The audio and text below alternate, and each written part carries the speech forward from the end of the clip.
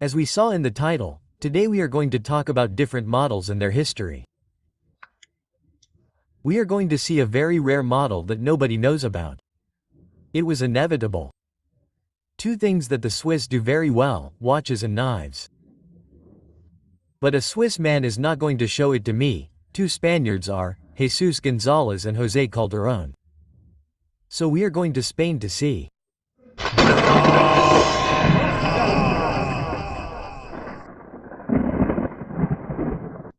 Well, here I am showing you this small watch knife, model 70U, an 84mm Alox knife that weighs just 21 grams.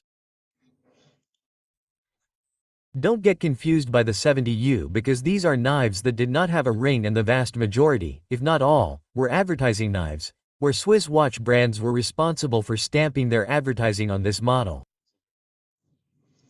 Only two uses. Knife blade, in this case stainless steel.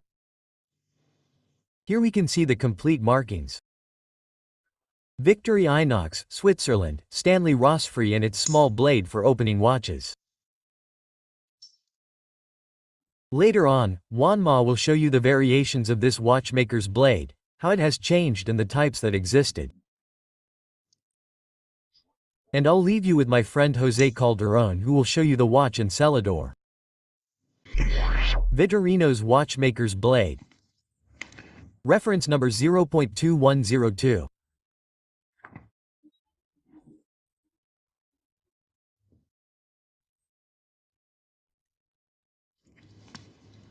An 84mm knife with 4 functions that consists of the following tools: the cutting blade and the folding watch opening blade, tweezers and toothpick.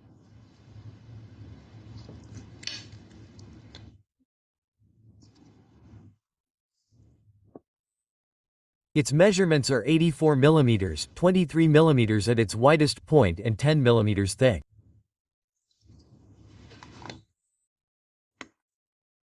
It also came with Ecoline handles with reference number 2.2102 and, interestingly, both weighed the same, weighing 33 grams.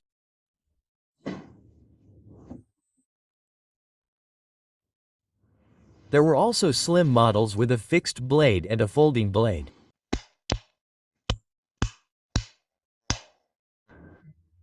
Well, then they showed the watch case opener, the Watchmaker 60, and, what do you call it? Ingo, well, the one that Ingo calls. These knives have undergone several changes since they came out. To understand that, let's first learn a little more about their history. In the early 1920s, knives for ladies and gentlemen appeared.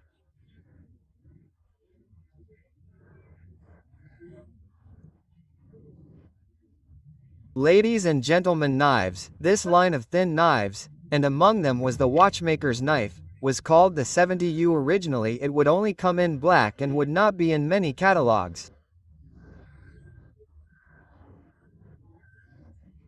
In fact, I can find it in 2 catalogs.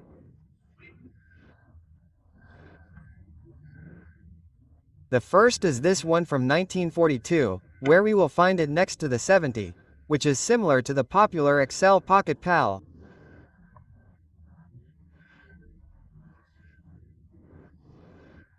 Well, next to the 70 is the model 70U, which, as you can see, has the watchmaker's blade, but here I find a 4th model.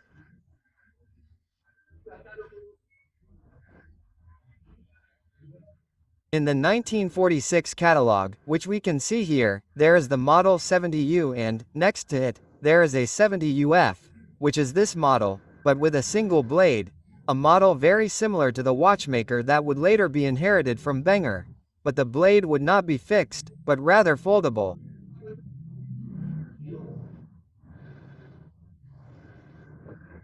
So, I found these models in those 2 catalogs.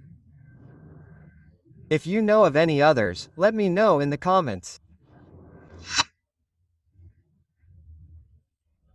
As I was saying, at first only the black silver came out, but later it would come in aluminum and works of art would appear, some in relief like the one we're seeing, others would simply have the aluminum painted, and others like this one, grooved. And the most interesting part, without a doubt, comes with the blades, because a watchmaker's blade is usually a beveled and blunt blade. And we could find them in several shapes. Here in this first photo where it looks like a common blade, smaller, larger, the first and the second. Then we would have it with a half moon to fit well in this back of the watch to open it and see the mechanism. This one has a serrated or closed blade, very rare. Then the clip point, a blunt click point. Then we would have the straight blade with a half moon, but longer than the one we had seen. And in this photo we have another strange one because we have the one in the background, right? The one on the right, I think it's going to be in the video, if it's one of the 2 points that draws attention because it has a notch on the blade for a pin. I mean, if there's any watch lover out there, I want them to tell me what that notch is for. What kind of watch has that pin? Let me know in the comments.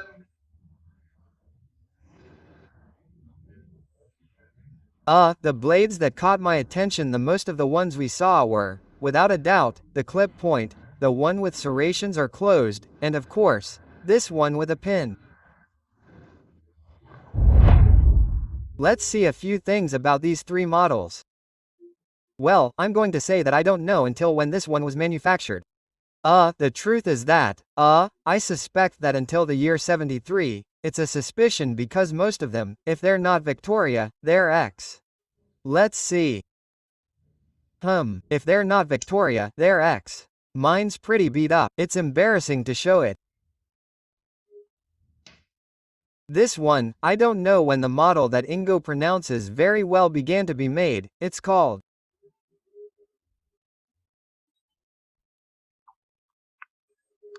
This model that I just saw in the catalog in 2017. 2017 this model.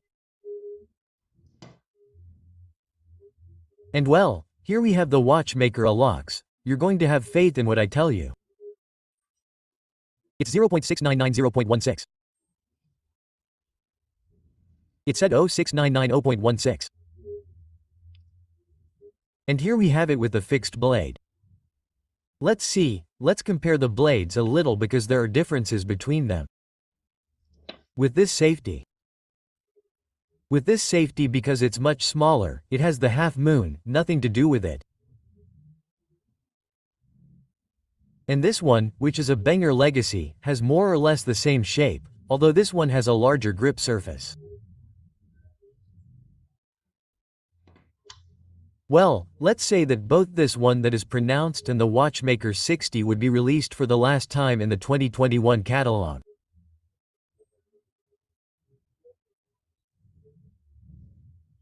What I can't tell you is if it was discontinued only for sale in stores or also for sale as a promotional item. I can't tell you that. Okay, let's go to the dealer's scale, because I'm already stretching this a lot. Well, despite how battered this one is, it must be a few grams lighter. How much does it weigh? 20.8 grams. 20.8 grams. Let's weigh this one, which is pronounced 33.1.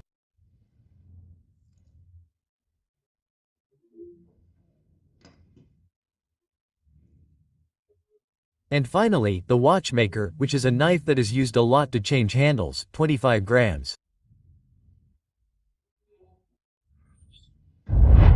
Thanks to this video, I've learned a few more things.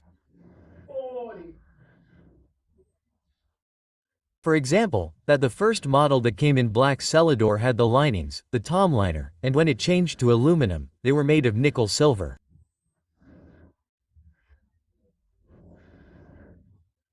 I only knew of 3 models, the 3 models that they showed, that is, this one that Ingo says is the 70U and also the one inherited from Banger. But in the video with the catalog, I realized that the 70UF existed. And not only that, there is a fifth, very rare model that its namesake, Juan Manuel Barrero, is going to show us. Let's see why I say that its namesake's knife is rare. Up to this point it seems absolutely normal, like all the ones we've seen, but now we're going to look at its tools and we'll start with the large blade which is like all the ones we've seen, the Uhrenüffner or Victoria. No, there was no other way with the aluminum knives. Now, obviously, it's going to have the blade to open the watch case, but it has a small blade.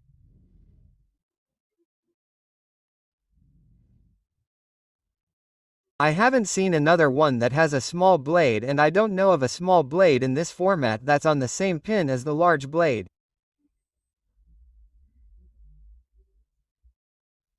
That's why I say that this knife of the same name is doubly rare. This watch knife that we use so much to change handles, to remove them, is extremely useful for us. Obviously for a watchmaker, for someone who does that type of work, it's surely very useful.